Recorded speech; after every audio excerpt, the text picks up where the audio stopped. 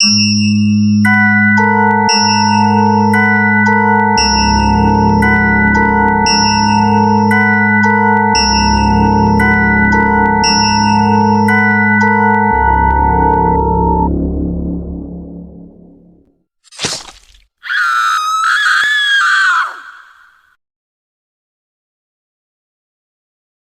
everybody. Welcome to Chop and Slice. I'm one of the co-hosts, Michael, and this is Brandon.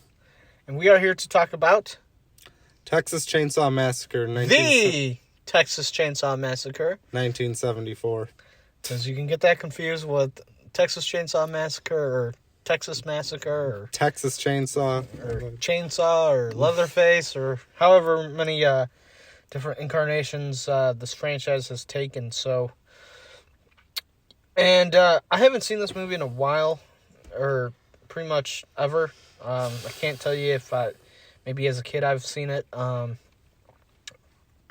watching it for the second time, as you can appreciate it for its place in history, as I do, but I really don't think it's a good movie, even for the 70s.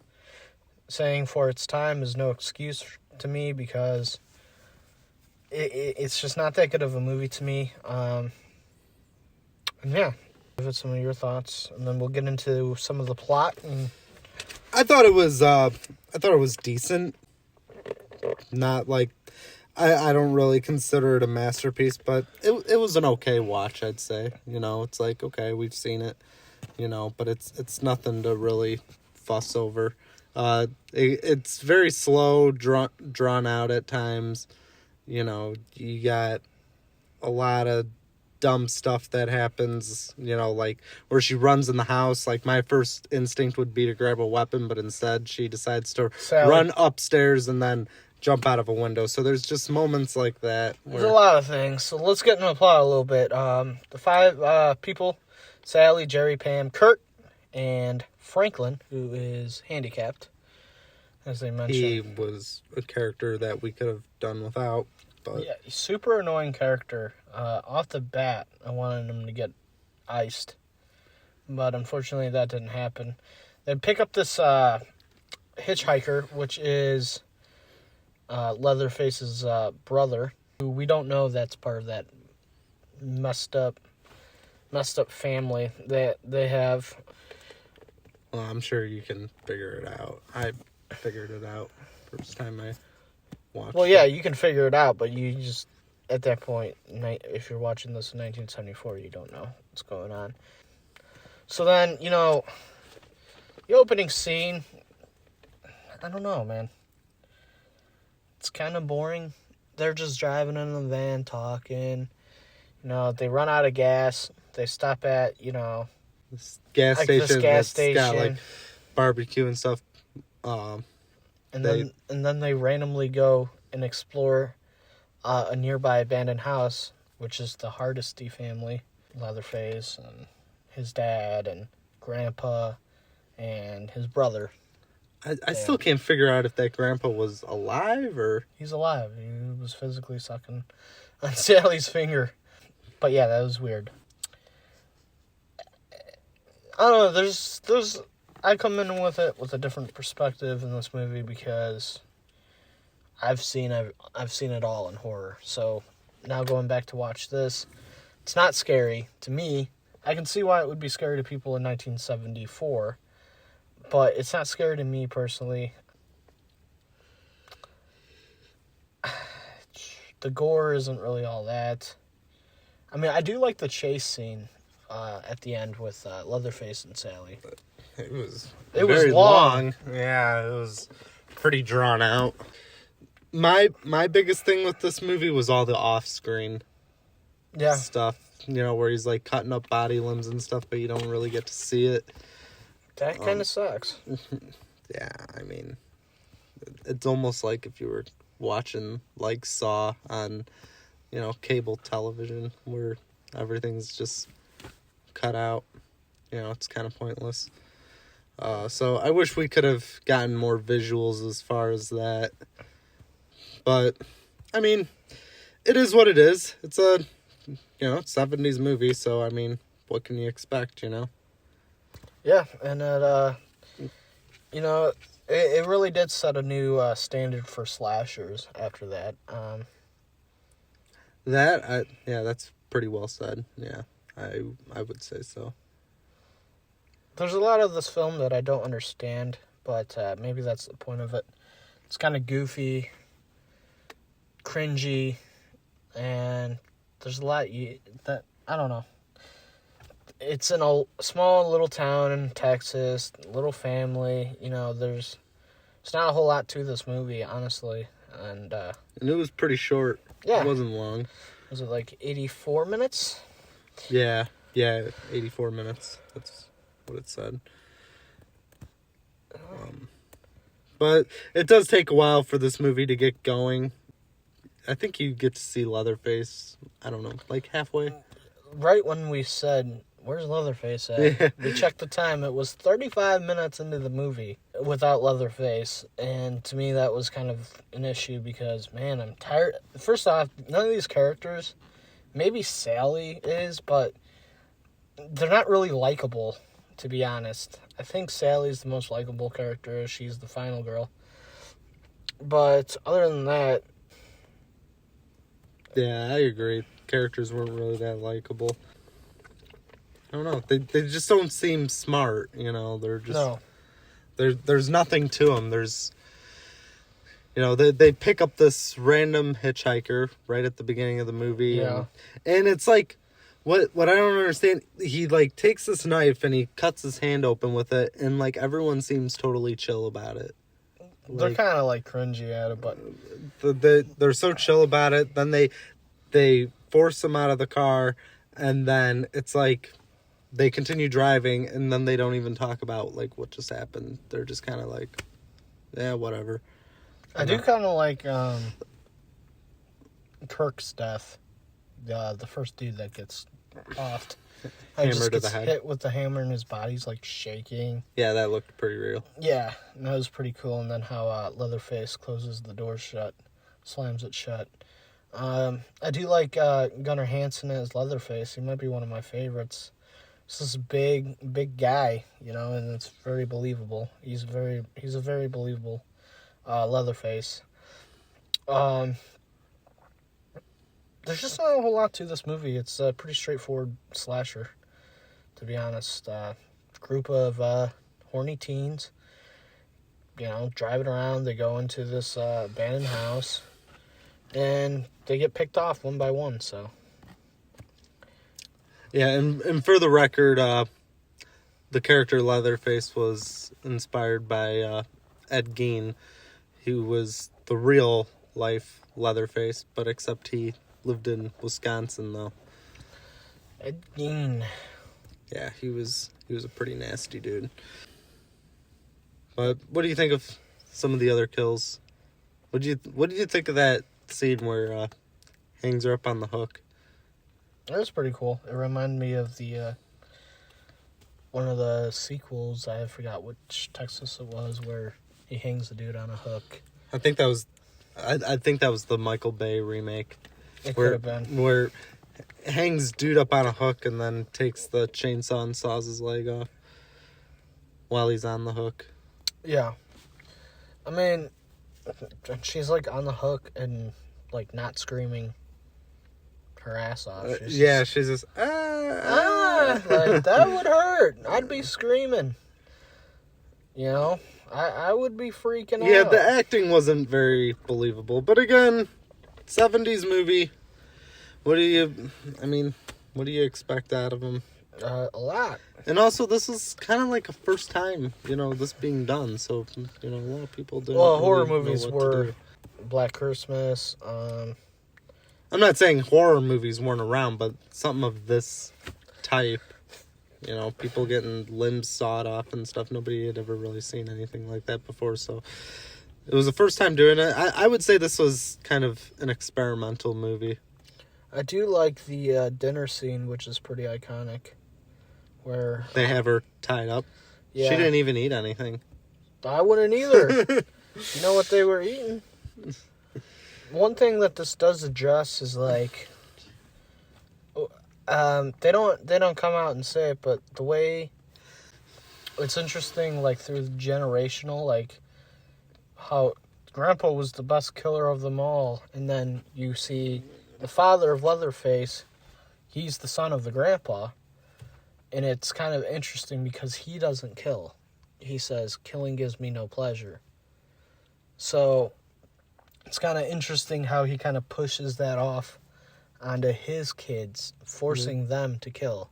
Like, you could tell how Leatherface, like, obviously he has some, like, very serious mental issues, and he's, like, was abused. He's getting hit with the stick. Oh, look at what you did to my door. It's like, the dad has a lot of issues, and he's pretty much... Well, everyone in that family has a lot of issues. Right, but his issues were deflected onto his two sons. It seems like the psychopathic family, they had, what's the word, like, better characteristics than our victims.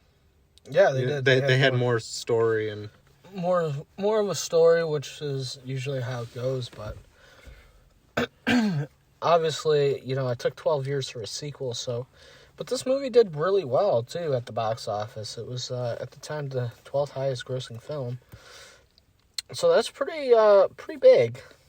pretty impressive. Pretty impressive. It grossed more than $30 million in the United States and Canada, making it the 12th highest grossing film, initially released in 1974. And it had a very, very, very, very, very small budget, which you can tell by watching it. Yep. A lot of people, to be honest, a lot of critics didn't like this movie when it came out. They didn't think it was, it was just a bloodbath, which is kind of funny nowadays when you look at the fact of all these horror movies and what has come out recently. So, comparing it, I guess, to the 70s films of the time, it was kind of violent, very brutal in its own way. But, to me, it's just like I said, it's a very straightforward film. It's like any other movie, like slasher that I've seen. It's your typical basic slasher. Very simple movie. Not a lot of story to it, but it does tackle, just like Leatherface and his mental issues and stuff. You can tell, he went and cried after hitting that dude in the head with the hammer.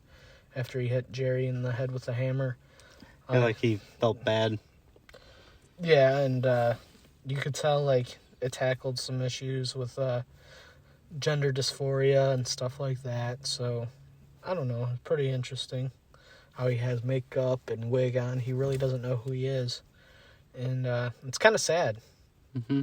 In a way, Leatherface is a victim, too. Yeah. And I thought that was kind of interesting how they tackled that right there, how Tobe Hooper, who directed the movie. But it was written by him and Kim Heinkel, which is pretty interesting as well. So, it was pretty cool. Box office, it made $30.9 million. So, that's pretty good. And the franchise has come a long way, too. On a budget of $140,000. Pretty impressive. That's good money. Yeah. I'm not a big Leatherface fan, but he does have a fan base. He's up there. He's iconic slasher. And he's even been in some of the video games, Mortal Kombat, and... Yep. So... Leatherface is a legend, no doubt. And this movie, as a movie, it's not one of my favorites. I do enjoy it to a point, but I'm not gonna be rewatching this movie a whole lot. It's not a movie I'm gonna constantly be watching, like a Halloween 1978 or something like that. But there's bits and pieces of it that I appreciate it for what it is. So it has its place in history. You had mentioned to me earlier that you think Rob Zombie should do a remake on this? Yeah, I think Rob Zombie should do a remake because a lot of his movies take place in the South around the 70s. And Leatherface family, they remind me a lot of the Firefly family. You know? Yeah, a little They bit. really Well, do. I think House of Thousand Corpses was totally inspired by this. Definitely. Yeah. Like, I think he would. He even had Bill Moseley, who played as Chop Top in the right, and you, like I said, sequel. you could have Bill Moseley come back, all the skulls and all this thing. You know, then even in House of Thousand Corpses, didn't they have a dinner scene, or am I wrong? Yeah, they did, where they all had to wear the masks. Yeah, Mm-hmm. exactly. And they were forced to wear I think Rob Zombie would do a wonderful remake, and I think he could probably have the best remake. And he's just a maniac for gore and blood and guts. So I think it would work out.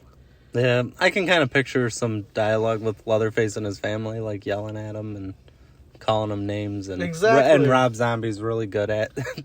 I mean, the sequels were pretty good with, Sergeant Gunnery Hartman. So we'll see what happens with what's next. You know, you never know. Yeah, I don't really think this franchise should really go anywhere at this point. I think it's done. Yeah, after the last movie, I know you didn't see. No, I haven't seen the Netflix Texas one yet. Chainsaw or whatever it's called. Which that movie is not a very well done sequel to that, but it's okay. That movie's okay. It's pretty gory. My biggest thing is I don't know what else you do with Leatherface anymore. It's yeah. like, he's got, 2 remakes and prequels of the remakes, Right. It's all over the place. There's no point in really remaking it and doing a trilogy. I mean, there's really no point, I think. And I don't really think Leatherface works in the modern day anyway. So how many times can you go back to the 70s, Mm-hmm. And it's hard to do, like, 70s movies now, I just don't think he works in the modern era anymore. And yeah, this movie, get back to the movie. Like I said, it's iconic it has a place in history for what it is. And I respect that. To me, I didn't really grow up watching it, so I have no, nostalgic, factor to it. I have no emotional connection to this movie. I respect it, and, it was inducted into the Horror Hall of Fame in 1990, which is pretty cool. So, you know what? I don't know, man. It is what it is. It has its place in history. Like I said, Leatherface is a legend, and I respect Leatherface, and I respect the hell out of this movie. Yeah, and I have respect for what it's done and its contributions to slasher films. Yeah, definitely. And it's pretty cool, man, to think Leatherface was one of the first ones. Before even Michael Myers and before Jason and Freddy, it was Leatherface. Which is pretty cool. I don't know why they took so long to make a sequel. I'm not really sure on that. That's kind of weird. The sequel is completely different from this. Yeah. It, goes in a whole different route, which is super confusing. Chop Top's in it. The grandpa's back in it, I believe. That movie. That's a whole. Whenever you talk about Texas Chainsaw Massacre, it's just all levels of fucked up. Yeah. And it's got an impressive score on Rotten Tomatoes, 89%. Yeah, it's hard for horror movies to get high Rotten Tomatoes scores. And I think that's just out of respect of it, for what it was. And like I said, it's not much to this movie. It's a lot of talking, a lot of slow pace. Leatherface just snatches you and grabs you. I do like when the dad kind of tricks Sally into oh, I'm here to help you. And of course, she fell right into that. We all saw it coming. then he beats her up with a broom. I thought that was kind of... Yeah, knocked her out with a broom. How do you do that? It was kind of tackling the abuse towards women, it seemed like. Let's talk about the ending scene where the guy on that truck, he comes by to pick her up. They get in the truck, but then they get out. That part was stupid at the end. They're inside the truck, and then they go out the other way. You could have just drove off. That part I really have a hard time understanding. And then she gets in the back of this pickup truck, and then what happened to the other driver? He's just running. Now he's running into the house. He's probably going to end up... dead. And at the end, you just see Leatherface wielding around the chainsaw. And that had to be the dullest chainsaw, I swear. Yeah, it couldn't cut through anything. It couldn't cut through, like, branches. I'm like, what is going on, dude? It couldn't cut through the door. Couldn't cut through, branches. That thing was dull. That would suck to die by. Could you imagine a dull blade? Yeah. Yeah, not much blood in this either. So, like I said, it's not that scary of a movie. I was just kind of waiting on when is he going to be here. And it was kind of cool how he made his entrance. Mm-hmm. Bang. He just appears out of nowhere with a hammer. Hits him in the head with a hammer.